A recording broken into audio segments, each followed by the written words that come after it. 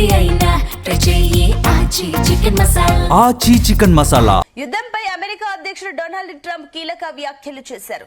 Iran లోని అన్ని ప్రాంతాలలో దాడులు చేసినట్టు చెప్పారు.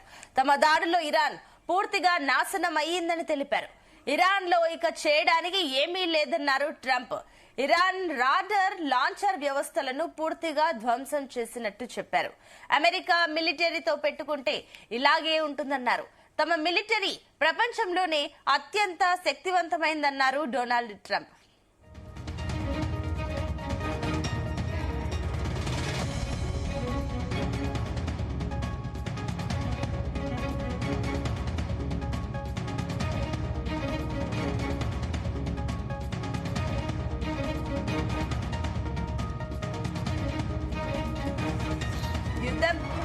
అధ్యక్షుడు డొనాల్డ్ ట్రంప్ కీలక వ్యాఖ్యలు చేశారు. ఇరాన్ లోని అన్ని ప్రాంతాలలో దాడులు చేసినట్టు చెప్పారు. తమ దాడిలో ఇరాన్ పూర్తిగా నాశనం అయ్యిందని తెలిపారు. ఇరాన్ లో ఇక చేయడానికి ఏమీ లేదని, ఇరాన్ రాడర్ లాంచర్ వ్యవస్థలను పూర్తిగా ధ్వంసం చేసినట్టు చెప్పారు. అమెరికా మిలిటరీతో పెట్టుకుంటే ఇలాగే ఉంటుందన్నారు.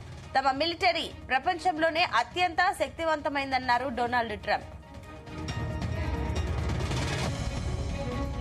ఇదే అంశానికి సంబంధించి మరిన్ని డీటెయిల్స్ మా చీఫ్ న్యూస్ కోఆర్డినేటర్ రాధాకృష్ణ అందిస్తారు. రాధాకృష్ణ.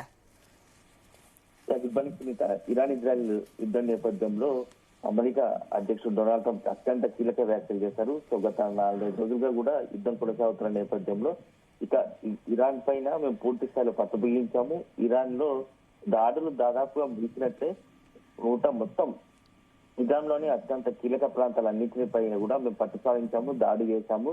సో ఇప్పుడు ఇక ఇరాన్ లో చేయడానికి ఏమీ లేదు.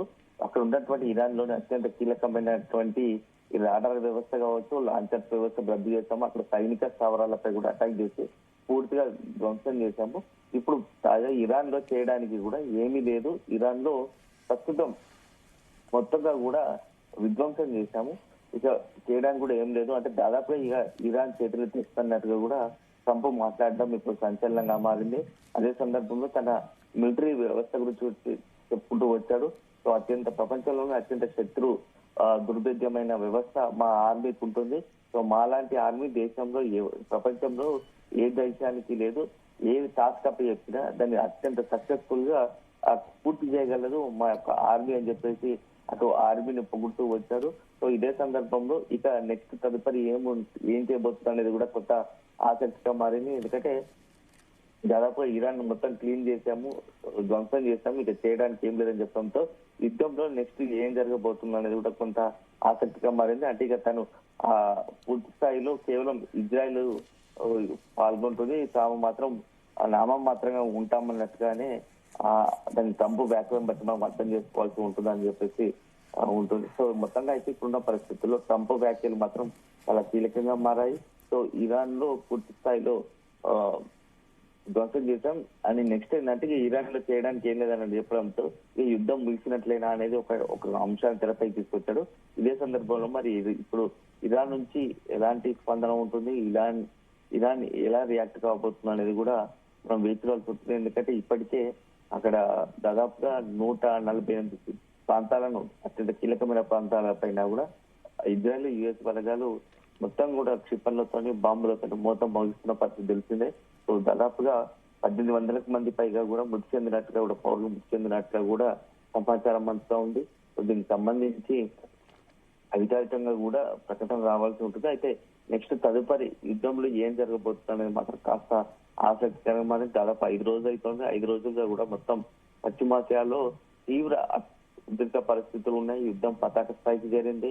సో నిన్న మొన్నటి వరకు ఇరాన్ పై వరుసగా దాడులు చేసిన నేపథ్యంలో ఇరాన్ కు నిన్న తాజాగా కూడా చైనా, అదేవిధంగా ఇటు ఉత్తర కొరియా 2 దేశాలు కూడా బాహాటంగానే మద్దతు ప్రకటించాయి. మరి నిజంగానే అవి 2 కూడా ఇప్పుడున్న పరిస్థితుల్లో ఇరాన్ కు మద్దతుగా చైనా, ఉత్తర కొరియా రంగంలో దిగితే పరిస్థితులు మాత్రం ఏ విధంగా ఉంటాయో కొంత మనం ఆందోళన పడాల్సిన అవసరం ఉంటుంది. ఎందుకంటే యుద్ధం అనేది మరింత పెరిగే అవకాశం ఉంటుంది. ఇప్పటికే తెర వెనుక ఇటు ఇరాన్ కు ఆయుధాలు సరఫరా చేస్తున్నట్టు క్షిపణులు, ఇతరత్ర యుద్ధ పరంగా కావాల్సిన సహాయ సహకారాలు చైనా అందిస్తున్నట్టు కూడా కొంత ప్రచారం జరుగుతుంది, ఒక వాదన ఉంది.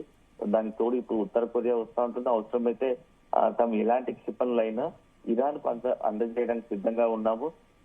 మేము ఒక్క క్షిపణిజాలు అమెరికా మొత్తం డొనాల్డ్ ట్రంప్ కూడా లేపేయడానికి సిద్ధంగా ఉన్నాం.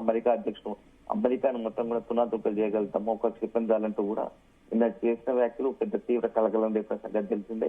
ఇలాంటి నేపథ్యంలో ఇప్పుడు ఏం జరగబోతుంది? సో మొత్తంగా కూడా పూర్తిగా దెబ్బతిన్న ఇరాన్ చేతులు చేసి చర్చలకు సిద్ధమంటుందా, లేకుంటే ఇంకా కూడా యుద్ధానికే చేయడానికి ముందుగా కంటిన్యూ చేయడానికి సిద్ధపడుతుందా అనేది మాత్రం మనం వేచి చూడాల్సి ఉంటుంది. Right, thank you Radhakrishna.